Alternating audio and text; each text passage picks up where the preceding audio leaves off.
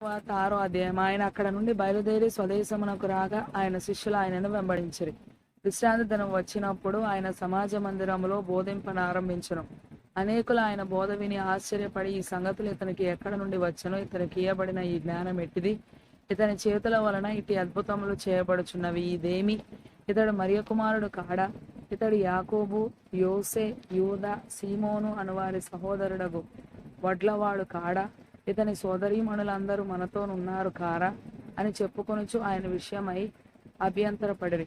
అందుకు యేసు, ప్రవక్త తన దేశములోను తన బంధువులలోను తన ఇంటి వారిలోను తప్ప మరి ఎక్కడనూ ఘనహీనుడు కాడని చెప్పాను.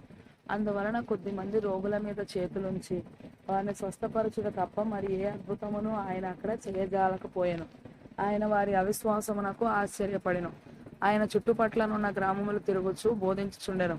ఆయన 12 శిష్యులను తన యొద్దకు పిలిచి వారిని ఇద్దరిద్దరినిగా పంపుచు అపవిత్రాత్మల మీద వారికి అధికారం ఇచ్చి, ప్రయాణము కొరకు చేతికర్రను తప్ప రొట్టెనైనను జాలెనైనను సంచిలో సొమ్మునైనను తీసుకొనక, చెప్పులు తొడుగుకొనుడనియు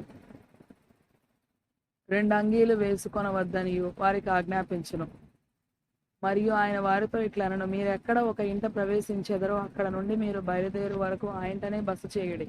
ఏ స్థలమందైనను జనులు మిమ్మను చేర్చుకొనక మీ మాటలు వినకుంటే, మీరు అక్కడ నుండి బయలుదేరినప్పుడు వారి మీద సాక్ష్యముగా ఉండుటకు మీ పాదముల క్రింది ధూళి దులిపివేయుడి. కాగా వారు బయలుదేరి మారు మనసు పొందవలనని ప్రకటించుచు అనేక దయ్యములు వెళ్ళగొట్టుచు నూనె రాచి అనేకులకు రోగులను స్వస్థపరచుచు నుండిరి. ఆయన కీర్తి ప్రసిద్ధమాయెను గనక రాజైన హేరోదు ఆయనను గూర్చి విని, బాప్తిస్మం ఇచ్చి యోహాను మృతులలో నుండి లేచి ఉన్నాడు గనక అతని యందు అద్భుతములు క్రియారూపకములగుచున్నవని చెప్పెను.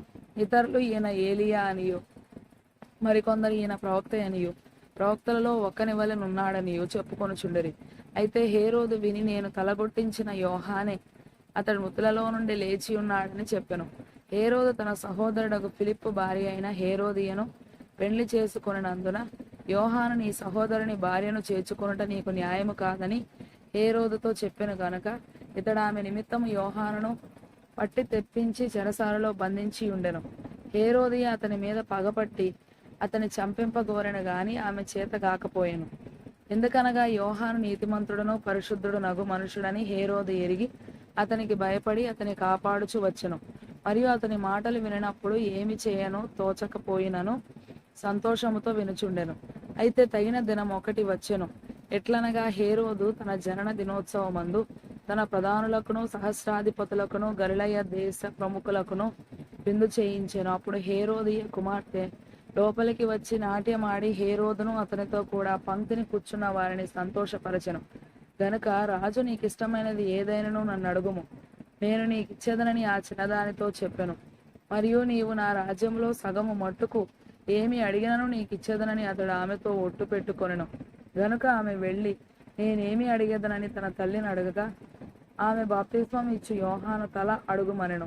వెంటనే ఆమె త్వరగా రాజునొద్దకు వచ్చి బాప్తిస్మం ఇచ్చి యోహాను తల పళ్ళెములో పెట్టి, ఇప్పుడే నాకిప్పింపగోరుచున్నానని చెప్పాను.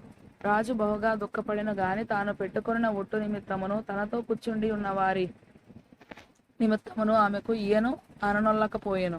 వెంటనే రాజు అతని తల తెమ్మని ఆజ్ఞాపించి ఒక బంట్రోతును పంపెను. వాడు వెళ్లి చెరసాలలో అతని తలగొట్టి పళ్ళెంలో అతని తల పెట్టి తెచ్చి ఆ చిన్నదానికి ఇచ్చెను. ఆ చిన్నది తన తల్లికి ఇచ్చెను.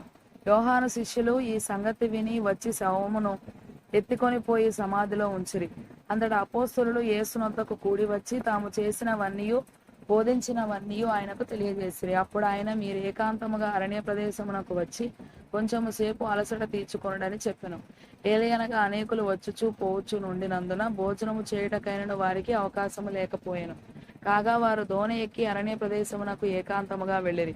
వారు వెళ్ళుచుండగా జనులు చూచి అనేకులు ఆయనను గుర్తెరిగి సకల పట్టణముల నుండి అక్కడికి కాలినడకను పరుగెత్తి వారికంటే ముందుగా వచ్చిరి. గనక యేసు వచ్చి ఆ గొప్ప జనసమూహమును చూచి వారు కాపరిలేని గొర్రెల వలె ఉన్నందున వారి మీద కనికరపడి వారికి అనేక సంగతులను బోధింపసాగెను. చాలా ప్రొద్దుపోయిన తరువాత ఆయన శిష్యులు ఆయన యొద్దకు వచ్చి, ఇది అరణ్య ప్రదేశము, ఇప్పుడు చాలా ప్రొద్దుపోయినది. చుట్టుపట్ల ప్రదేశములకును గ్రామములకును వారు వెళ్ళి భోజనమునకేమైనను కొనుక్కొనుటకు వారిని పంపివేయమని చెప్పిరి. అందుకు ఆయన, మీరు వారికి భోజనము పెట్టుడనగా వారు మేము వెళ్ళి 200 దేనారముల, ఇది ఇంచుమించు 106 రూపాయలు కావచ్చును, రొట్టెలు కొని వారికి పెట్టుదుమా అని ఆయనను అడిగిరి. అందుకు ఆయన, మీ వద్ద ఎన్ని రొట్టెలున్నవి? పోయి చూడని వారితో చెప్పిన. వారు చూచి తెలుసుకొని 5 రొట్టెలను 2 చేపలను ఉన్నవనిరి. అప్పుడు ఆయన పచ్చిక మీద అందరూ పంక్తులు పంక్తులుగా కూర్చుండవలనని వారికి ఆజ్ఞాపింపగా, వారు 100 మంది చొప్పునను 50 మంది చొప్పునను పంక్తులు తీరి కూర్చుండిరి. అంతటా ఆయన 5 రొట్టెలను 2 చేపలను పట్టుకొని ఆకాశం వైపు కనులెత్తి ఆశీర్వదించి ఆ రొట్టెలు విరిచి వారికి వడ్డించుటకు తన శిష్యులకిచ్చి ఆ 2 చేపలను అందరికిని పంచిపెట్టెను. వారందరూ తిని తృప్తి పొందిన తరువాత మిగిలిన చేపలను రొట్టె ముక్కలను 12 గంపెళ్ళు ఎత్తిరి. ఆ రొట్టెలు తినిన వారు 5,000 మంది పురుషులు. ఆయన జనసమూహమును పంపివేయినంతలో దోణి ఎక్కి అద్దరనున్న బేత్సయిదాకు ముందుగా వెళ్ళుడని ఆయన తన శిష్యులను వెంటనే బలవంతము చేసిన. ఆయన వారిని వీడు కొలిపి ప్రార్థన చేయుటకు కొండకు వెళ్ళెను. సాయంకాలం అయినప్పుడు ఆ దోణి సముద్రం మధ్య ఉండెను. ఆయన ఒంటరిగా మెట్టనుండెను. అప్పుడు వారికి గాలి ఎదురైనందున దోణి నడిపించుటలో వారు మిక్కిలి కష్టపడుచుండగా ఆయన చూచి రాత్రి ఇంచుమించు 4వ జామున సముద్రం మీద నడుచుచూ వారి యొద్దకు వచ్చి వారిని దాటిపోవాలని ఉండెను. ఆయన సముద్రం మీద నడుచుట వారు చూచి భూతమని తలంచి కేకలు వేసిరి. అందరూ ఆయనను చూచి తొందరపడగా వెంటనే ఆయన వారిని పలకరించి, ధైర్యము తెచ్చుకొనుడి, నేనే, భయపడకుడని చెప్పెను. తరువాత ఆయన దోణి ఎక్కి వారి యొద్దకు వచ్చినప్పుడు గాలి అణగెను. అందుకు వారు తమలో తాము మిక్కిలి విభ్రాంతి నొందిరి. అయినను వారి హృదయము కఠినమాయెను గనుక వారు రొట్టెలను గూర్చిన సంగతి గ్రహింపలేదు. వారు అవతలకు వెళ్లి గెన్నేసరతు దగ్గర ఒడ్డుకు వచ్చి దరిపట్టిరి. వారు దోణి దిగగానే జనులు ఆయనను గుర్తుపట్టి ఆ ప్రదేశమందంతటా పరిగెత్తుకొని పోయి ఆయన ఉన్నాడని వినిన చోటునకు రోగులను మంచముల మీద మోసుకొని వచ్చుటకు మొదలుపెట్టిరి.